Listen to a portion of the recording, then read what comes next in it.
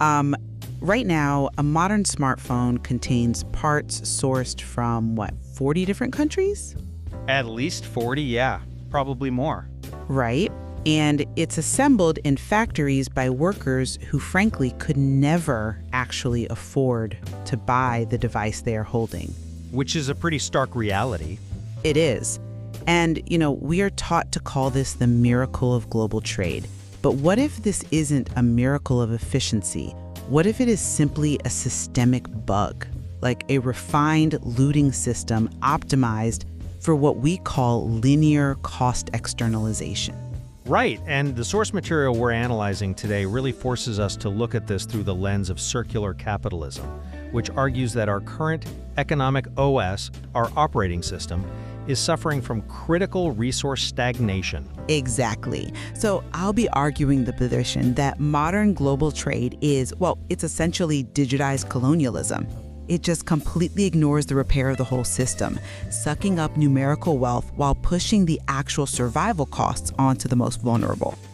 And I'll be taking the dissenting view. I'm going to argue that despite its historically harsh mechanics, the current global system provides a genuine avenue for developing regions to accumulate capital, learn, and eventually compete on the world stage.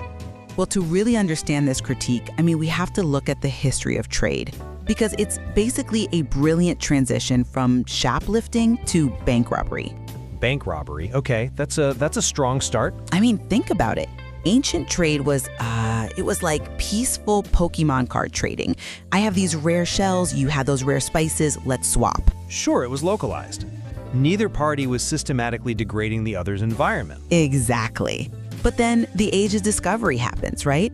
And it normalizes the absolute outrage of carrying heavy firearms to empty a neighbor's fridge. It just became perfectly acceptable to use overwhelming force. Right, but historical context. And my core point is that modern global trade hasn't actually changed that underlying OS. We merely replaced the guns with Excel sheets. We, beautifully wrap the looting in a magical package called a contract. Okay, but characterizing all modern trade as a digitized plantation, that completely misrepresents the complex mutual wealth generation that actually occurs today. Mutual? Is on linear cost externalization. Corporations push environmental and social costs to developing nations. But historical evidence shows us this is a transitional phase of industrialization. It's not a permanent trap. I have to disagree there. But the rules of global trade, though ruthless, provide an actionable framework. Nations can leverage their low-cost labor into eventual technological and economic autonomy. But do they really? If that's true, why does wealth consistently pool at the top of the supply chain? Well, because macroeconomic development isn't instantaneous. We have undeniable proof that the system allows for upward mobility. China is the ultimate proof of this mechanic. Oh wait, let's talk about the China bug. It's not a bug. By acting as the world's factory, China endured low wages, they accumulated foreign currency, and successfully broke out of the cycle of poverty to become a dominant global player. Yeah, but China wasn't a mutual success story. From the perspective of the system, China was a Trojan horse. A Trojan horse? Yes, they didn't just play along. It's like, imagine an underling dishwasher brought into a high-end restaurant just for cheap labor. But over the years, that dishwasher perfectly memorizes the chef's secret recipe. They memorize the accounting books. Which takes skill, right? Sure. But then they build a giant rival store directly across the street and bankrupt the original restaurant. That is exactly what China did. But that transfer of knowledge is the democratization of power. The system allowed for a copy and paste of technology and capital. It allowed it once. And look at the result. China now operates as a black hole shopping mall within the global economy. A black hole? Yeah, sucking in resources and data, but only spinning out cheap products and deflation. It is literally the economic equivalent of attending a potluck empty-handed, eating more than anyone else, and then leaving a thanks for the meal note written on the host's own stationery. Okay, wow. That's a very vivid way to put it. But while aggressive, that just proves the system is essentially a game of poker with a bribed referee. Exactly, a bribed referee. Let me finish. If a nation learns to play the cards right, they can win and rewrite their own economic destiny. But global capital learned from the China bug, didn't they? They applied a strict recurrence prevention patch. A recurrence prevention patch? What does that actually mean in practice? Management. The directive is never let the other party become independent. Specific regions are now fixed permanently as low-cost outsourced parts. Fixed permanently? Come on! Look at the vast infrastructure being built in Southeast Asia and India. Billions of dollars. How can physical investment be considered pure extraction? Because those factories are just temporary rental prefabs. They are physical buildings employing real people. But to prevent the renter from prospering and becoming independent, all the interiors are removable rental items. The secret sauce is heavily guarded and supplied only as a powder from headquarters. That's just IP protection. It's not... The roots of technological accumulation are never allowed to take hold. It's exactly like a giant chain store crushing a local shopping street. Walk me through that chain store analogy, because I'm not sure that translates. The chain store moves in, destroys the local ecosystem, and leaves behind only $1 an hour part-time slots. All the actual sales are sucked back to headquarters.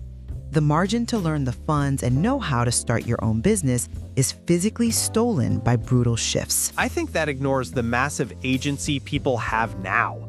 The shift toward a digital, contract-based society offers unprecedented individual agency.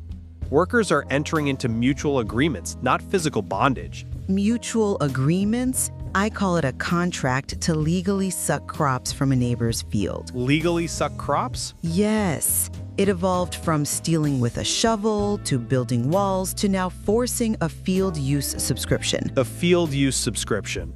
How does a digital subscription translate to a factory worker? Well, look at how the modern extraction OS forbids low-wage workers from actually owning PCs. Instead, it reduces their cash on hand to zero through smartphone subscription fees just so they can access their gig work. I mean, smartphones are just the current tech. It's a dystopia of eternal subscriptions. No one pays the cost to till the soil or repair the system. They merely compete over the number of stolen vegetables. But let's step back. Does circular capitalism actually offer a functional alternative? Because I acknowledge the physical limits of resource extraction. I really do. Good, because they are very real. But technological efficiency within the current OS is the only proven method to solve that very stagnation. We get better recycling and optimized logistics because capital ruthlessly seeks efficiency. That efficiency still ignores the repair of the entire system. It just sucks up numerical wealth. It incentivizes innovation. The physical limits of linear extraction are being reached, which is why transitioning to circular capitalism is the only rational investment for human survival. The system will crash if we don't.